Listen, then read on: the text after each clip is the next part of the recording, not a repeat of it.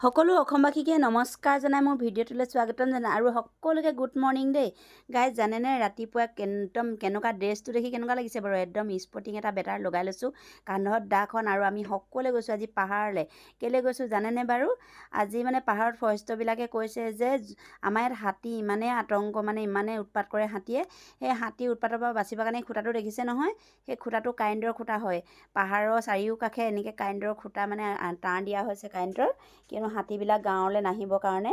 আৰু ইয়াতে হাবি হৈ গৈছে, আৰু সেই ফৰেষ্টৰ মানুহখিনিয়ে ক'লে আমাৰ সুবিধাৰ্থে সকলোৱে ওলোৱা, আজি হাবিখিনি চফা কৰি দিওঁ। আৰু মানুহজন নাই যিহেতু, আৰু মাথাত পাগুৰি আৰু কান্ধত দা আৰু বেটা এটা স্পৰ্টিং লগাই লৈছোঁ আৰু গৈছোঁ পাহাৰলৈ। আমি গোটেইখিনি ভাবিলোঁ এই ভিডিঅ' সৰু চুটিকৈ এটা ভিডিঅ' কৰি আপোনালোকলৈ আগবঢ়াওঁ। আপোনালোকৰ সেইফালে হাতী আতংক হয়নে নহয় বাৰু কমেণ্ট কৰি এবাৰ জনাবচোন। আৰু দেখিছে নাই ৰ'দটো দিছে, আৰু মই সুধি আছোঁ ৰাস্তা কোনফালে? মই কেতিয়াও পাহাৰ নাযাওঁ, ইমান পাহাৰ যোৱা